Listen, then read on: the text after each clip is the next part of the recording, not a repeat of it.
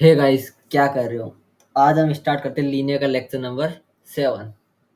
इसमें अपन topic cover करेंगे कि लीनियर ट्रांसफॉर्मेशन का इनवर्स कैसे निकालते हैं और इमेज और कंट्रोल कॉन्सेप्ट क्या होता है। तो इसको ध्यान से समझना। तो चलिए अब स्टार्ट करते हैं आज का lecture, image of linear transformation. Image of linear transformation समझने के से पहले अपन बात करते हैं इनवर्स फंक्शन की, कि फंक्शन का इनवर्स क्या होता है। मैंने दो मैपिंग ली। पहली मैपिंग ली जिसमें मैंने रखा ए बी सी डी। दूसरी मैपिंग ली एक्स वाई जेड और डब्ल्यू। एक टी फंक्शन है। क्या है? एक टी फंक्शन है मेरे पास जो एक्स से वाई की ओर जा रहा है। टी फंक्शन एक्स से वाई की ओर जा रहा है। तो मैं इसमें रिलेशन बताता हूँ कि मेरा ए लेटर है वो वाई के किससे बिलोंग कर रहा है, बी लेटर डब्ल्यू से, सी लेटर एक्स से एंड डी लेटर जेड से। राइट। तो अपन डेफिनेशन पढ़ते हैं इसकी। A function T from X to Y is called invertible if T of X is equal to Y has unique solution. Unique solution का मतलब क्या है? कि एक एक्स पे एक ही वाई वैल्यू मिले। क्या मतलब यूनिक सॉल्यूशन का? एक एक्स पे एक वाई वैल्यू मिले। यानी जो टी फंक्शन है वो वन वन होना चाहिए और ऑन टू होना चाहिए। ठीक है। तो ये होती है किसी फंक्शन के इनवर्स के लिए कंडीशन, कि टी जो फंक्शन लिया आपने वो वन वन होना चाहिए और ऑन टू फंक्शन होना चाहिए। राइट। तो अपन अब देखते हैं T inverse from Y to X. यानी अब मैं बात करता हूँ कि T inverse from Y to X. पहले फंक्शन किधर जा रहा था? X to Y. अब किधर जा रहा है? Y to X. राइट। तो T inverse from Y to X is defined by T inverse of Y is equal to x. T inverse Tx is equal to x and T inverse T of y is equal to y for all x in y and y in y. Right. अब inverse का मतलब क्या होता है? Inverse का मतलब होता है अगर आपको कोई फंक्शन y की टर्म में गिवन है, यानी y in term of x given है, y in term of x given है और आप उस पर इनवर्स लगाते हो, तो उसके बाद आपके पास क्या आएगा? x in term of y। Right. ये होता है इनवर्स का मतलब। फंक्शन गिवन है y in term of x, inverse लगाने के बाद क्या आ जाएगा? x in term of y। ठीक है। और जो भी आप इनवर्स निकालते हो बाइजेक्शन फंक्शन का, बाइजेक्शन मतलब ऑन टू और वन वन फंक्शन। राइट। अब इनवर्स निकालते हो बाइजेक्शन फंक्शन का, वो कैसा आएगा? यूनिक आएगा। राइट। एक क्वेश्चन देखते हैं इसके ऊपर। क्वेश्चन है find the inverse of F X is equal to this. ये फंक्शन दे रखा है। Right.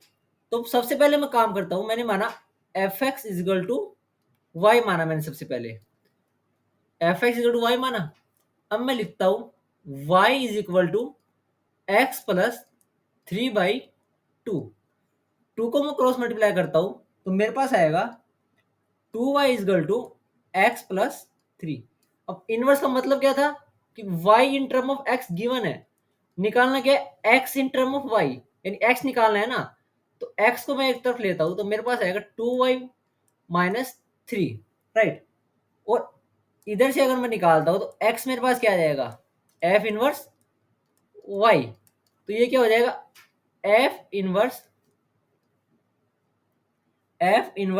y is equal to two Y minus three. और f inverse of x is equal to two X minus three. ये आ गया मेरे पास f इनवर्स। राइट। अब ये अपने बात की फंक्शन का इनवर्स कैसे निकालते हैं। अब अपन बात करते हैं कि मैट्रिक्स का इनवर्स कैसे निकालते हैं, कि इनवर्स ऑफ ए मैट्रिक्स। तो इसको ध्यान समझना।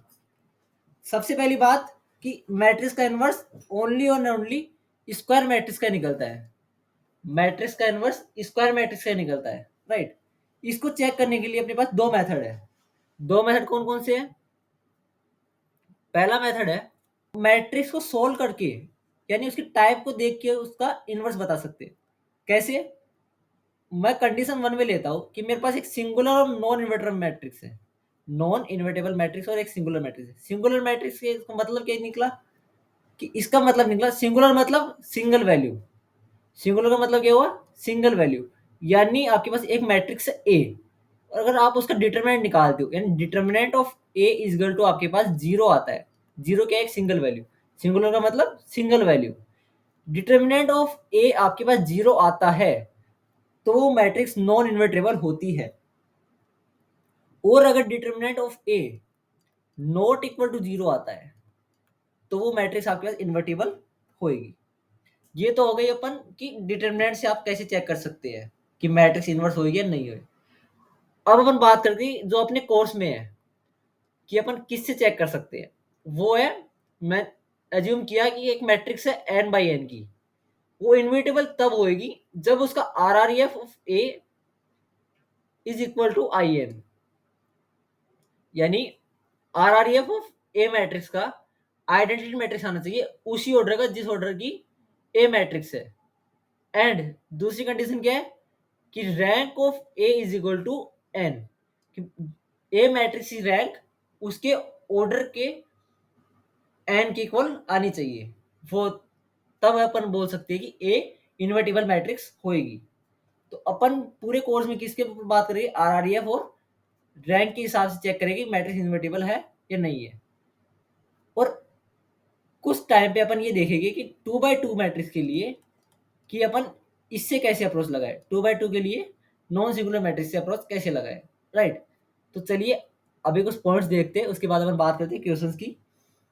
पॉइंट है A is a square matrix of order n cross n and another matrix is exists such that AB is equal to BA is equal to I। ये given है मेरे को।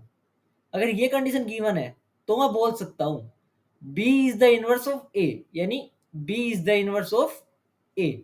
अगर ये कंडीशन गिवन है तो आप इससे ये कंक्लूड कर सकते हो। अपन लीनियर ट्रांसफॉर्मेशन टर्म की बात करें तो वो क्या बताती है अपने को? वो बताती है मेरे पास एक है y is equal to T X vector is equal to A x vector. ये कब इन्वर्टिबल होएगा? जब ये इन्वर्टिबल होएगा जब मेरे पास x vector is equal to T inverse of y होएगा। और टी इनवर्स को किससे रिप्रेजेंट कर सकते हो आप? a इनवर्स से। यानी बेसिकली अपने क्या निकालना है? x in term of y और a का इनवर्स निकालना है अपने को। ठीक है, अपन आगे क्वेश्चन देखेंगे तो ज्यादा समझ में आएगा। अभी आप इतना समझिए कि इनवर्स कैसे लिखते हैं इसका? x vector is equal to T inverse y is equal to a inverse y। ठीक है, अगला पॉइंट है मेरा how to find inverse of A matrix. कि मैट्रिक्स का इनवर्स कैसे फाइंड करते हैं। तो सबसे पहले अपने को मैट्रिक्स गिवन रहती है, तो अपने को गिवन है n बाई एन की एक मैट्रिक्स ए। उसको अपने को पहली स्टेप क्या है कि अपन उसको लिखे ऑगमेंटेड मैट्रिक्स की फॉर्म में, यानी ए और आई एन की फॉर्म में।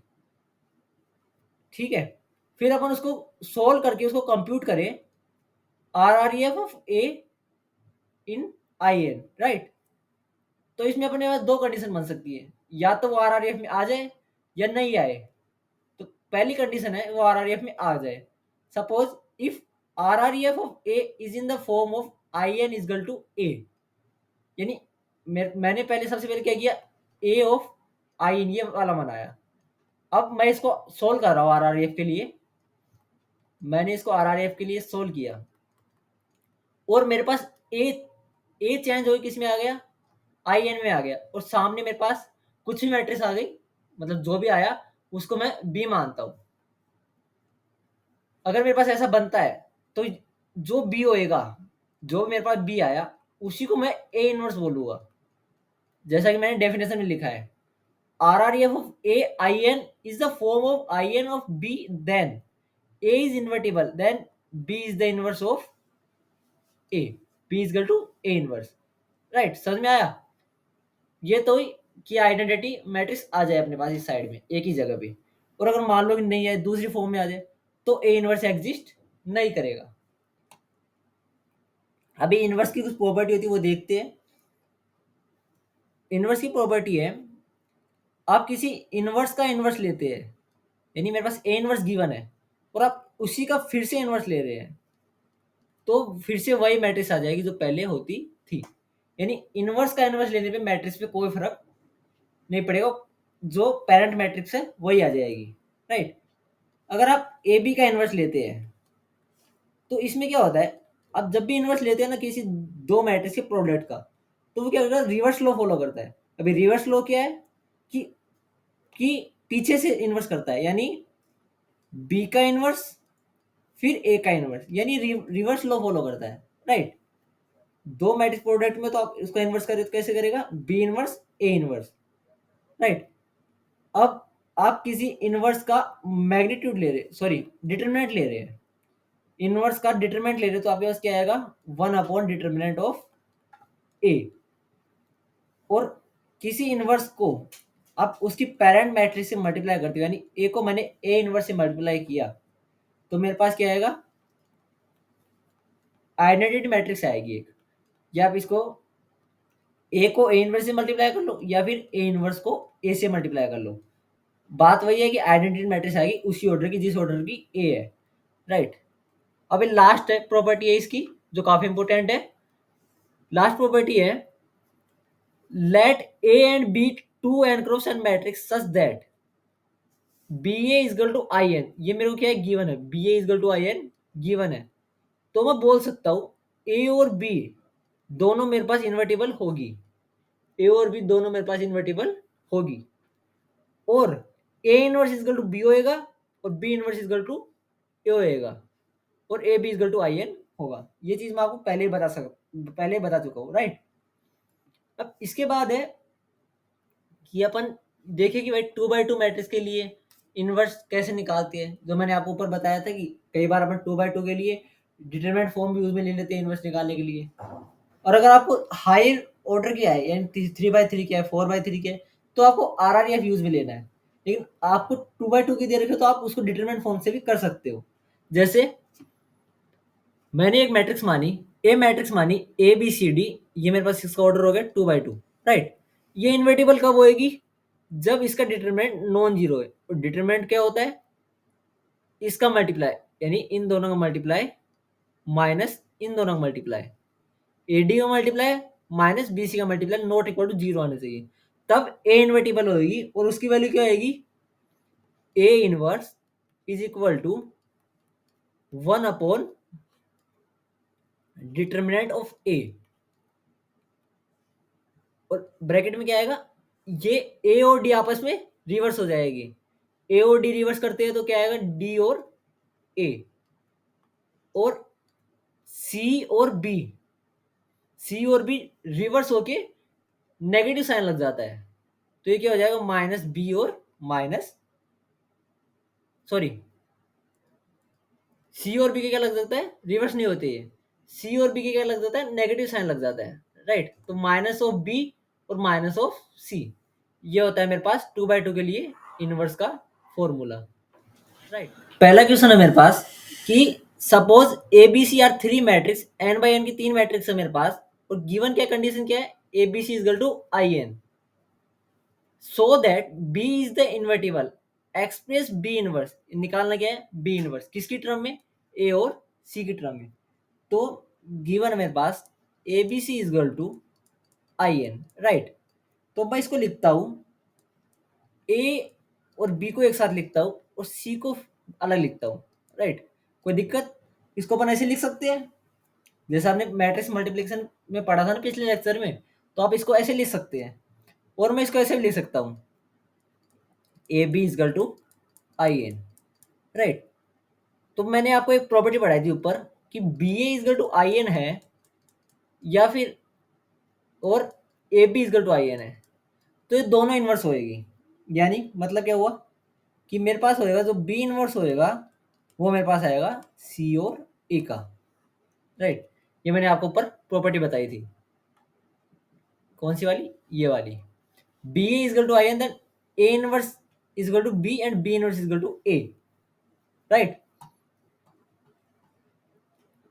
अगला क्वेश्चन मेरे पास, for which value of the constant K is the following matrix are invertible, यानी ये मैट्रिक्स इन्वर्टिबल कब होएगी, के की वो वैल्यू बतानी है कि मैट्रिक्स इन्वर्टिबल हो जाए, राइट। तो इसके ऊपर हम बात करते हैं।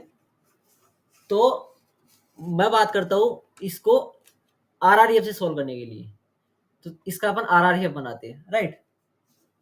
तो इसका अपन आरआरएफ बनाएगी तो मेरे पास आएगा आरआरएफ ऑफ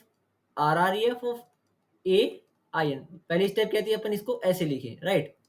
तो अपन इसको लिखते हैं, ये मेरे पास हो गया 1 1 1 1 2 4 1 के स्क्वायर, राइट। ये हो गया 1 0 0 0 1 0 0 0 और 1। ये मैंने इसको इस फॉर्म में लिख लिया, ए और आई एन की फॉर्म में लिख लिया। अब मेरे को क्या करना है, इसको क्या बनाना है, आरआरएफ बनाने की कोशिश करना है, राइट। तो मैं इसको आरआरएफ बनाने के लिए ऑपरेशन लगाऊंगा। तो सबसे पहले मैंने ऑपरेशन लगाया, सबसे पहले मैं लगाता हूं R2 को मैं रिप्लेस करता हूं R2 माइनस R1, और R3 को रिप्लेस करता हूं R3 माइनस R1। इसके ऊपर ऑपरेशन लगाते हैं, यानी R2 माइनस R1 और R3 माइनस R1। तो मेरे पास निकल के आएगा पहली रो एज इट इज, यानी 1 1 1, और ये हो जाएगा 1 0 0, राइट। अब दूसरी रो में ऑपरेशन लगा R2 माइनस R1, तो ये हो जाएगा 0 1 के माइनस 1, और ये हो जाएगा माइनस 1 1 और 0, राइट। R3 माइनस R1 करेंगे तो ये हो जाएगा 0, ये हो जाएगा 3, ये हो जाएगा के स्क्वायर माइनस 1, और ये हो जाएगा माइनस 1 0 और 1, राइट। अब इस पे मैं ऑपरेशन लगाता हूँ कि इस पे ऑपरेशन लगाया, R3 को मैंने रिप्लेस किया किस में से, R3 minus 3 times of R2 में से, राइट। तो मेरे पास निकल के आया पहली रो इट इज 1 1 1 1 0 0। दूसरी रो में अपन कोई ऑपरेशन नहीं लगाया, एज इट इज 0 1 के माइनस 1 माइनस 1 1 और 0। अब तीसरी रो में क्या होगा, ये वाली टर्म एज इट इज 0, ये 3 टाइम्स सेपरेट होगा, ये वाली 0, और ये हो जाएगा के square minus 3k plus 2, right. और ये हो जाएगा 2 माइनस 3 और 1। तो ये अपने पास किस में आ गई, आरआरएफ में आ गई। अब अपने को करना क्या है कि के की कौन सी वैल्यू के लिए ये मैट्रिक्स इन्वर्टिबल हो जाए, के की कौन सी वैल्यू के लिए मैट्रिक्स इन्वर्टिबल हो जाए, राइट। ये तो बताना है। अगर मैं इसको जीरो करता हूं, अगर मैं इसको जीरो करता हूं तो इसका तो, अगर मैं इसको जीरो कर दिया तो इसका इनफाइनाइट सॉल्यूशन चला जाएगा ना, क्योंकि जीरो बराबर दिस आ जाएगा। तो मैं इसको करता हूँ के स्क्वायर माइनस 3k प्लस 2 को मैं जीरो करता हूँ, यानी इसमें फैक्टराइजेशन मेथड लगा देती हो जाएगा, फैक्टराइजेशन मेथड लगाने पे हो जाएगा के minus 2 K minus 1 that is equal to 0। तो के की मेरे पास दो वैल्यू आ गई, 1 और 2। तो क्वेश्चन में क्या पूछा है, for which value of constant के मैट्रिक्स इज इन्वर्टिबल, यानी 1 और 2 को छोड़ के जितनी भी आपके पास के है सब पे मैट्रिक्स इन्वर्टिबल होगी, एक्सपेक्ट 1 और 2, एक्सेप्ट 1 और 2, राइट। समझ में आया। तो मैंने इस किससे अप्रोच लिए, आरआरएफ से अप्रोच लगाई है, राइट। अगला क्वेश्चन है, find the inverse of below transformation if it's exist. तो अपने को चेक क्या करना है, अगर इसका इनवर्स एग्जिस्ट करता है तो अपने को इसका इनवर्स फाइंड करना है, राइट। तो मेरे को एक गिवन है y vector that is equal to ax vector, ये मैंने ट्रांसफॉर्मेशन के लिए लिखा, राइट। अब मैं इसमें ए मैट्रिक्स लिखता हूँ, इन तीनों इक्वेशन से मैं ए मैट्रिक्स लिखता हूँ। तो मेरे पास ए मैट्रिक्स आ गई 1 1 1 1 2 3 1 4 9, राइट। ये मेरे पास क्या आ गई, ए मैट्रिक्स आ गई। अब मैंने बताया था कि इसको इन्वर्स चेक करना है तो आरआरएफ पे अप्रोच लगाते हैं। अगर आरआरएफ फॉर्म आई एन और बी के फॉर्म में आता है तो इन्वर्स एग्जिस्ट करेगा, अदरवाइज दूसरी फॉर्म में आता है तो नहीं करेगा। तो मैं इसको लिखता हूँ ए और आई एन की फॉर्म में। तो ये हो गया मेरे पास 1 1 1 1 2 3 1 4 9 और सामने आ गया आइडेंटिटी मैट्रिक्स 1 0 0 0 1 0 0 0 और 1, राइट। अब मैं इसको आर आर में चेंज करता हूँ, यानी मेरे को किस में चेंज करना है, इसको R R E F of A I N में चेंज करने की कोशिश करनी है, राइट। अगर होता है तो अपन इसका इन्वर्स बता देंगे, अगर नहीं होता है तो अपन फर्दर चेक करेंगे, राइट। तो चलिए अपन इससे ऑपरेशन लगाते हैं। सबसे पहले मैंने लगाया R2 is replaced by R2 minus R1 and R3 is replaced by R3 minus R1। तो मेरे पास निकल के आया, पहली रो में अपन कोई ऑपरेशन नहीं लगाए तो क्या आएगा, एज इट इज, राइट। तो ये हो गया 1 1 1 और ये हो गया 1 0 0। और सेकेंड रो में क्या हो जाएगा, ये वाला टर्म 0, ये वाला 1, ये वाला 2, ये वाला -1, ये 1, ये 0। तो थर्ड रो में ये वाला 0, ये वाला 3, ये वाला 8, ये वाला -1 एंड 0 एंड 1, राइट। अब अपन इसमें फिर से ऑपरेशन लगा दे। फिर से क्या लगाया हमने, फिर से हमने लगाया R1 को रिप्लेस किया। अपने कोशिश क्या करना है, इसको इस फॉर्म में बनाने के लिए, ठीक है। तो मैं R1 में ऑपरेशन लगाता हूँ R1 माइनस R2 और R3 में लगाता हूँ R3 minus 3 times of R2, right. तो मेरे पास मैट्रिक्स आएगी, राइट। ये R1 में लगाया तो क्या हुआ, 1 0 और -1, और दिस साइड क्या हुआ 2 -1 और 0 0 1 2 -2 1 और 0, राइट। 0 0 2 2 -3 और 1, राइट। ऑपरेशन लगाने पे अपन को ये मिला। अब अपने क्या करना है, ये जो है ये और ये, इनको और आइडेंटिटी मैट्रिक्स लाने की कोशिश करनी है, यानी इधर 0 आ जाए, इधर 0 इधर 1 आ जाए, कोशिश अपने को ये करनी है, राइट। तो फिर से अपन ऑपरेशन लगाते हैं। तो फिर से चलिए फिर से ऑपरेशन लगाते हैं। तो फिर से ऑपरेशन अपन ये लगाते हैं कि R3 को अगर इधर मेरे को 1 बनाना है तो अपन इसको 2 से डिवाइड कर देते हैं ना, यानी R3 इज 1/2 ऑफ R3 कर देते हैं, राइट। तो मेरे पास हो जाएगा 1 0 -1 2 -1 0 0 1 2 -2 1 0 0 0 1। अब अपने को क्या चेंज करना है, इसको और इसको। तो अपन इस पे ऑपरेशन लगाते हैं। फिर से मैंने ऑपरेशन लगाया, R3 is sorry R1 is replaced by R1 is replaced by R1 plus R3 and R2 is replaced by R2 minus 2R3, right? R2 is replaced by R2 minus 2R3। तो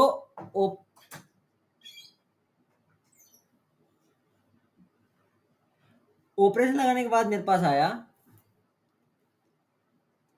ये हो गया मेरे पास 1 0 0 और ये हो गया 3 -2.5 0.5 0 1 0 0 0 1 and -3 4 -1 1 -1.5 and 0.5, राइट। ये अब मेरे पास ये किस फॉर्म में आ गई, ये मेरे पास क्या हो गया, आई एन हो गया, और ये मेरे पास क्या हो गया, बी। और मैंने आपको डेफिनेशन बताया, तो B is equal to A inverse, B is equal to A inverse, then A inverse is equal to, A inverse मेरे पास क्या आ गया, ए इनवर्स मेरे पास आ गया 3 minus 2.5, 0.5 and -3, 4 -1 and 1 -1.5 and 0.5, right. ये मेरे पास क्या आ गया, ए इनवर्स आ गया। अगर आप इसको जैसे ऊपर इक्वेशन दी गई है इस फॉर्म में दर्शाना चाहते हैं, तो एक्स की टर्म आप एक साइड में ले सकते हैं, यानी x1 एक साइड में ले लो और y1 इनके कोफिशिएंट ऐड कर दो, y के कोफिशिएंट इनके साथ ऐड कर सकते हो, तो वो ऊपर जैसे ट्रांसफॉर्मेशन दे रखी है उस ट्रांसफॉर्मेशन आपको शो कर सकते हैं, राइट। अगले क्वेश्चन की अपन बात करते हैं, find all invertible matrix n by n such that a square is equal to a square is equal to मेरे पास गिवन है, और मेरे को फाइंड क्या करना है, ए मैट्रिक्स फाइंड करनी है n by n, राइट। तो गिवन क्या है, A square is equal to A given है, और मैंने आपको जस्ट लास्ट लेक्चर में बताया था कि ए स्क्वायर को अपन ए और ए में डिस्ट्रीब्यूट कर सकते हैं, राइट। अगर मैं दोनों साइड में क्या, दोनों साइड में ए इनवर्स का मल्टीप्लाई कर दूं, यानी multiply both side with A inverse, अगर मैं दोनों साइड में ए इनवर्स का मल्टीप्लाई करता हूं तो देखते क्या होता है, A inverse of A that is equal to A inverse of A. और अभी एक प्रॉपर्टी आपको बताई थी, प्रॉपर्टी क्या थी, प्रॉपर्टी ये थी कि A inverse A is equal to होता है I N, A inverse A is equal to क्या होता है, आई एन। तो ये हो जाएगा, ये आई एन हो जाएगा, तो ये हो जाएगा A is equal to I N, यानी ए मेरे पास क्या आएगी, आइडेंटिटी मैट्रिक्स आएगी of N by N order की, राइट। इसके बाद अपन बात करते हैं आज के लेक्चर की दूसरे पार्ट की। दूसरा पार्ट क्या है, image and kernel of linear transformation, यानी इमेज और कर्नल का क्या कॉन्सेप्ट है, कि काफी इंपॉर्टेंट कॉन्सेप्ट है, इसको ध्यान समझना, क्योंकि आगे अपन जो भी पढ़ेंगे ना इसी को बेस मान के पढ़ेंगे, राइट। तो इमेज और कर्नल को आप ध्यान से समझना, ठीक है। सबसे पहले मैं आपको नॉर्मली बताता हूँ कि फंक्शन के लिए इमेज होता क्या है। जैसे मैंने आपको इनवर्स के लिए पहले किसको डिफाइन किया, फंक्शन को डिफाइन किया था कि फंक्शन का इनवर्स कैसे निकालते। अभी अपन बात करके कि किसी इमेज का डेफिनेशन क्या होती है। जैसे मेरे पास ये दो मैप है, ए बी सी डी और एक्स वाई जेड डब्ल्यू और यू। वाई एक्स को क्या बोलेगा अपन, डोमेन, और वाई को क्या बोलेगी, टोटल स्पेस, राइट। तो जो मेरे पास ए बी सी डी है वो क्या है, डोमेन ऑफ एफ, और एक्स वाई जेड डब्ल्यू और यू ये क्या है, total space of F. Image क्या है, जो भी मेरे पास ये रिलेट कर रहे हैं, एक्स डोमेन टोटल स्पेस से रिलेट कर रहा है, यानी ये चारों पॉइंट जो रिलेट कर रहे हैं ये मेरे पास क्या है, इमेज है, ठीक है ना। ये मेरे पास क्या है, image. The image of a function consist of all the value of the function tax in its target space, यानी मैंने ऊपर समझाया ना कि एबीसीडी जो रिलेट कर रहा है वाई से, वही सिर्फ इमेज में आता है। जैसे इसमें यू रिलेट नहीं कर रहा तो यू को अपन इमेज में कंसिडर नहीं करेंगे, राइट। यू को अपन इमेज में कंसिडर नहीं किए। अब मैथमेटिकल डेफिनेशन देखते हैं इमेज की। If f is a function from x to y, then image of f is equal to y such that such that there exists x belonging to capital X यानी domain such that fx is equal to y, यानी x y से relate करना चाहिए, यानी प्रत्येक x पे अपने y मिलेगा ना, जो y मिलेगा x की वैल्यू पुट करने पे उसी को अपन इमेज बोलते हैं, राइट। अब लीनियर ट्रांसफॉर्मेशन में इमेज समझने से पहले अपन समझते हैं स्पेन क्या होता है। अपन पहले स्पेन को समझते हैं। स्पेन है, मैंने एक वेक्टर कंसिडर किया, वेक्टर है मेरे पास v1 vector, v2 vector up to vm vector in rn dimension, right. अगर मैं इसको लीनियर कॉम्बिनेशन में बात करता हूं, यानी the set of all linear combination c1 v1 plus c2 v2 up two plus cm vm vector, right, of the vector, ये किसके रेस्पेक्ट में निकाला मैंने, इसके रेस्पेक्ट में निकाला, राइट। तो ये जो आया मेरे पास ऊपर, इसको मैं इस फॉर्म में लिखूंगा तो अपन को स्पान बोलते हैं। फिर से सुनना, एक एग्जांपल लेके देखते हैं अपन। एग्जांपल है मेरे पास, पहले एग्जांपल देखते हैं फिर से डेफिनेशन पे आते हैं। एग्जांपल मैंने लिया, एक मैट्रिक्स ली, 1 और 2 वेक्टर है, इसको मैंने v1 वेक्टर नाम दिया। 4 और 8 है, इसको मैंने v2 वेक्टर नाम दिया, राइट। v1 वेक्टर मेरे पास हो गया 1 2 और v2 वेक्टर हो गया। इसमें से मैं v2 वेक्टर में से 2 कॉमन लेता हूँ। 2 मैंने क्या लिया, कॉमन। क्यों लिया मैंने कॉमन, क्योंकि मेरे पास 1 और 2 सेम बन जाए। तो मैं इससे लिख सकता हूँ v1 is 2 times of v1 is equal to v2 vector, ठीक है। तो इसका स्पेन क्या हो गया, ये मेरे पास कंडीशन आई, तो इसका स्पेन क्या हुआ, स्पेन हुआ 1 और 2। इसमें मैं ये वाला कंसीडर नहीं किया फिर मैंने, राइट। तो अब फिर से डेफिनेशन में चलते हैं। डेफिनेशन क्या है, span of vector set, span of vector set v1 up to vm is equal to set of c1 plus c2 up to cm vm। तो स्पेन में अपन क्या लिखते हैं, जो किसी भी डिपेंड ना करे, यानी इंडिपेंडेंट वेक्टर लिखते हैं स्पेन के अंदर, राइट। जैसे इधर v2 वेक्टर था जो 2 पे डिपेंड कर रहा था, हमने स्पेन के अंदर वो नहीं लिखा, हमने केवल और केवल v1 वेक्टर लिखा। v1 वेक्टर लिखने का अपने का सेंस क्या निकला, क्योंकि अपन इससे अब जितने भी वेक्टर है ए मैट्रिक्स के अंदर वो अपन डिराइव कर सकते हैं, राइट। ये होता है स्पेन का मीनिंग। एक बार फिर से सुनना, मैंने लिया v1 vector v2 vector, v1 vector को लिखा 1 और 2, v2 वेक्टर को लिखा 2 और 1/2। मैंने क्या लिया बाहर, क्यों लिया, क्योंकि मेरे को बनाना था इसको 2 times of v1 equal to v2, ठीक है। तो मैं स्पेन में वही लिखूंगा जो लीनियर इंडिपेंडेंट वेक्टर है, जो यानी किसी पे डिपेंड ना करे जो वेक्टर, वही लिखूंगा, राइट। अब हम बात करते हैं इमेज की, कि इमेज क्या है, राइट। इमेज है मेरे पास, the image of a linear transformation this, ये मैंने ट्रांसफॉर्मेशन ली, इसका इमेज क्या होगा, is the span of the column vector of A. ये होगा इमेज की डेफिनेशन है। इमेज की क्या डेफिनेशन है, मैंने सबसे पहले ध्यान से सुनना, सबसे पहले मैंने ट्रांसफॉर्मेशन ली T x vector equal to A x vector, right. तो इसकी इमेज क्या होगी, span span of the column vector of A, ये इसकी इमेज होगी, span of the column vector of A, right.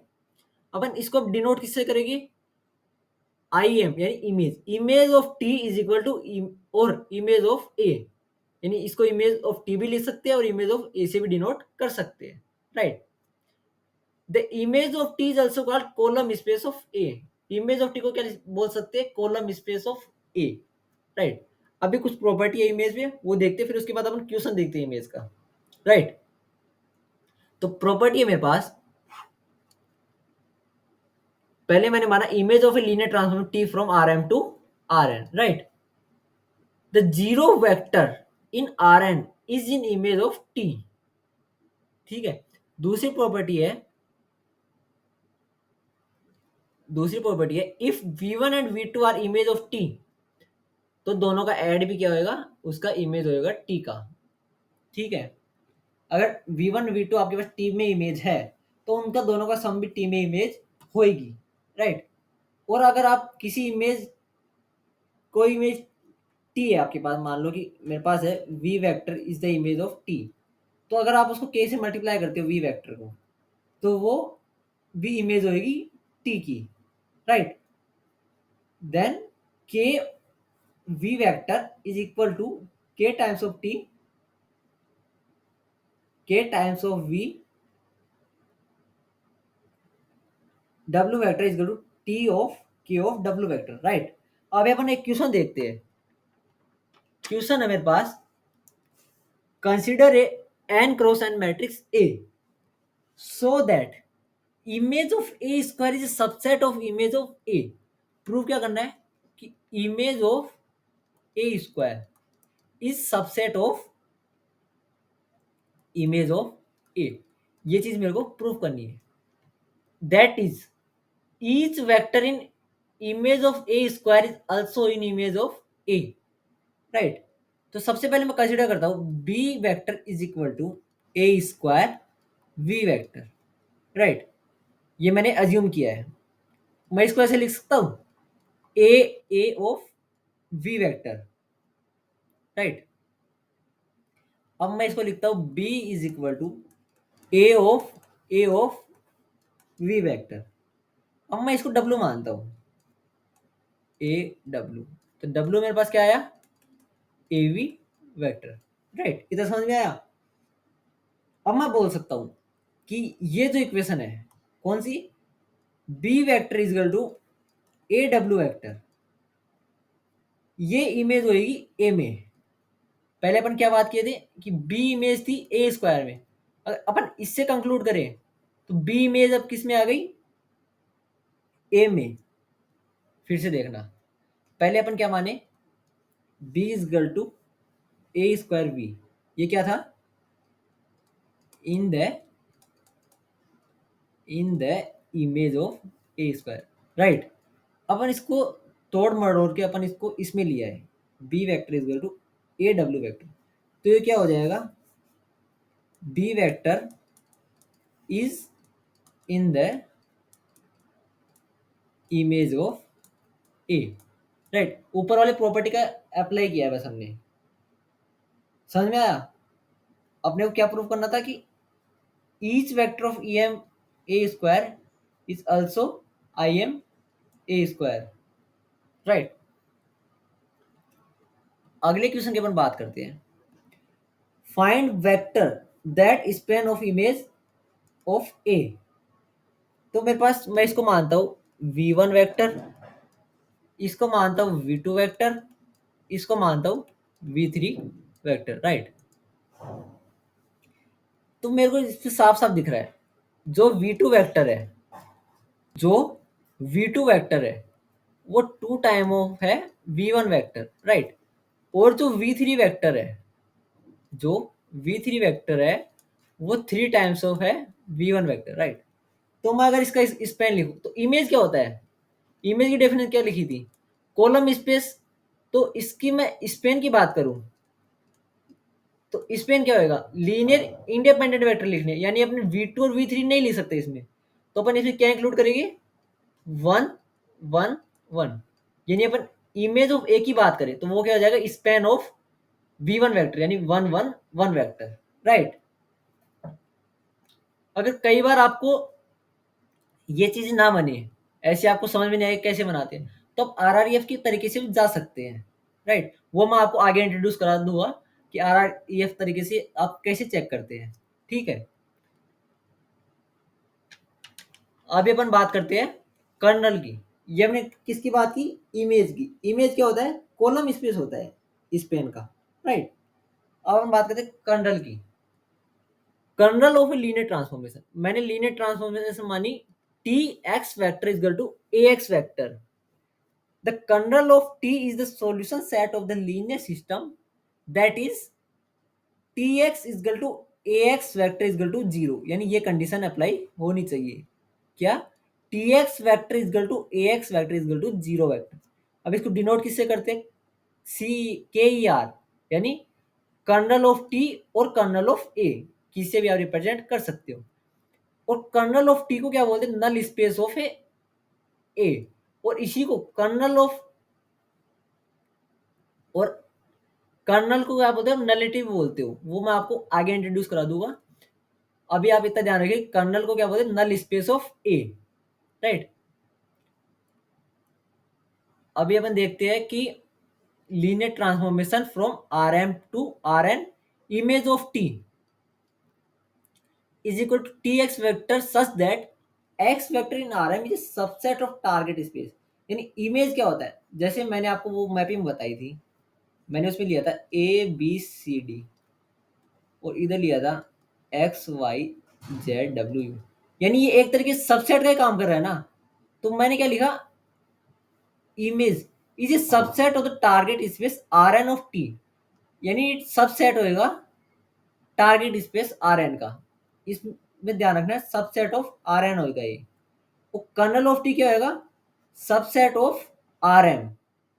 Colonel किधर से लेंगे अपन, आर एम से लेंगे, और इमेज कहाँ से लेंगे, आर एन से लेंगे। राइट, ये चीज आप ध्यान में रखना।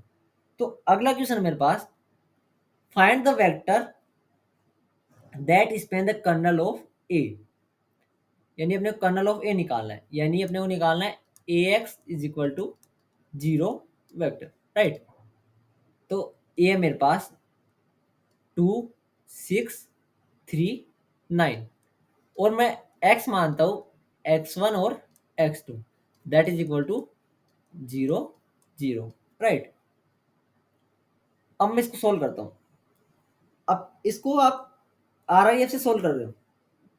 आर आई एफ से कैसे, मैंने अज्यूम किया B vector, B matrix assume किया मैंने कोई भी आर आर एफ के लिए, सच दैट 2 3 6 9, यानी ए को मैंने किससे कंपेयर कराया, 0 वेक्टर से, यानी 0 0। राइट, अब मैं कोशिश क्या करूंगा कि मेरे पास ये जो है, ये वाली टर्म किस में आए, आर आर में बनने की कोशिश करें, ताकि मेरे को पता चल जाए कि कौन सा वेक्टर किस पे डिपेंड कर रहा है, कौन सा नहीं कर रहा। राइट, तो मैं इसको चेंज करने के लिए मैं करता हूँ R two is replace by -3 time of R one plus R two. तो ये मेरे पास आ गया 2 3 0 0, 2 3 0 0, इधर आएगा 0 और 0। ठीक है, अब ये मेरे पास क्या था, ये मेरे पास v1 वेक्टर था, तो ये मेरे पास v2 वेक्टर था। तो मेरे पास क्या निकल गया, 2 टाइम्स ऑफ x1, ये किसको रिप्रेजेंट कर रहा था, x1 को, और ये x2 को। तो 2 time of x1 plus 3 time of x2 that is equal to 0। Right, तो मेरे पास क्या आ गया, x1 is equal to -3/2 of x2। RREF से मेरे को क्या पता चला कि कौन सा दोनों वेक्टर किस पे कैसे डिपेंड कर रहा है, यानी x1 वेक्टर है वो -3/2 ऑफ x2 पे डिपेंड कर रहा है। तो इससे मैं अब स्पेन कैसे लिखता हूँ वो सीखना, वो इंपॉर्टेंट है कि पहले मैंने निकाला कि कौन सा वेक्टर किस पे डिपेंड कैसे कर रहा है आरआरएफ से। अब मैं लिखूंगा इसमें स्पेन कैसे लिखेगी इसकी। तो मेरे पास आ गया x1 x2 that is equal to -3/2, मैं इसको एस मान लेता हूँ, एक पैरामीटर के रूप में एस मान लेता हूँ। जैसे मैंने आपको पहले सॉल्यूशन ऑफ उसमें बताया था, सॉल्यूशन लीनियर इक्वेशन में बताया था कि पैरामीटर कैसे मानते हैं। जैसे मैंने इसमें एस माना अब, और एक्स टू को एस माना। राइट, अब मैं इसमें से एस कॉमन लेता हूँ, तो वो मेरे पास आ जाएगा -3/2 और 1। अगर आप इसको 2 से डिवाइड करते हो या मल्टीप्लाई करते हो तो कुछ फर्क नहीं पड़ेगा, क्योंकि अपन स्पेन में क्या करते हैं, कांस्टेंट से मल्टीप्लाई वो डिवाइड या एडिशन ही तो करते हैं। चलो मैं इसमें 2 से मल्टीप्लाई कर देता हूँ। राइट, तो ये मेरे पास हो जाएगा एस टाइम ऑफ -3 और 2। राइट, तो अब मैं कर्नल की बात करता हूँ। कर्नल क्या आ जाएगा मेरे पास, kernel of A that is equal to span of -3 of 2। तो मेरे पास स्पेन क्या आ गया, -3 और 2 का आ गया। अपन कर्नल निकाले कैसे, पहले हमने लिखा ये, फिर हमने क्या किया, बी मैट्रिक्स मानी सच दैट ए को अपने किसके बराबर किया, 0 के, और ए को कोशिश की कि आरआरएफ में आ जाए। अब आरआरएफ में क्यों की, क्योंकि अपने को पता चल जाएगा कि वो कौन सा वेक्टर किस पे डिपेंड कर रहा है। तो अपने कंडीशन निकाली, ये आ गई x1 is equal to -3/2 x2। Right, फिर अपन लिख दिए कि स्पेन अपना ये होगा, तो ये अपना कर्नल हो गया। राइट, अगला क्वेश्चन है, for an invertible n cross n matrix A find kernel of A। n cross n matrix के लिए कर्नल फाइंड करना है। एन क्रॉस एन मैट्रिक्स लिए कर्नल फाइंड करना है। तो कर्नल की कंडीशन लिखी मैंने A x vector equal to 0 vector, यानी मैं इससे ये बोल सकता हूँ कि एक्स वैक्टर एक सॉल्यूशन होएगा इसका, यानी has solution X vector equal to 0, right. तो इधर से मैं ऐसा बोल सकता हूँ kernel of A is equal to 0 vector. ये कंडीशन याद रखना कि कर्नल ऑफ ए अगर 0 वैक्टर आता है, कर्नल ऑफ ए अगर 0 वैक्टर आता है, ये एक थ्योरम भी है कि कर्नल ऑफ ए 0 वैक्टर आता है तो वो मैट्रिक्स इन्वर्टिबल होगी, अगर नहीं आता तो वो मैट्रिक्स इन्वर्टिबल नहीं होगी। आगे मैं बता रहा हूँ, थ्योरम बता रहा हूँ आगे। थ्योरम है when is kernel equal to 0, kernel 0 vector कब कब आ सकता है। मेरे पास 3 पॉइंट है, 3 पॉइंट अपन डिस्कस करते हैं, उसके बाद क्वेश्चन देखते हैं। Consider N N cross N matrix A, the kernel of A is equal to 0 vector if and only if rank उसके रो के बराबर आ जाए, rank of A is equal to M आ जाए तो कर्नल क्या होएगा, 0 होएगा, राइट। दूसरी कंडीशन है consider N N cross N matrix N cross M matrix A if kernel of is 0 vector then M greater than sorry less than equal to N, ठीक है। अगर नॉन जीरो वेक्टर रहता है तो M greater then N होएगा, और अगर colonel 0 vector होता है तो वो मैट्रिक्स इन्वर्टिबल होगी, राइट। जैसे अगला क्वेश्चन है इन्वर्टिबल के बेस है, तो ध्यान से देखना। Consider N N cross P matrix A and A P cross M matrix B such that kernel of A is equal to 0 vector and kernel of B is equal to 0 vector, then kernel of A B अपने को find करना है, right. तो कैसे करेंगे अपन, देखते हैं। मेरे को गिवन है kernel of A is equal to 0 vector is equal to kernel of B, ये मेरे को गिवन है। तो इससे ऊपर वाले प्रॉपर्टी के यूज में लेके मैं क्या बता सकता हूं कि ए और बी क्या है मेरे पास, इन्वर्टिबल है। ए और बी मेरे पास इन्वर्टिबल है, ऊपर वाली प्रॉपर्टी से देख के मैंने बता दिया, ठीक है।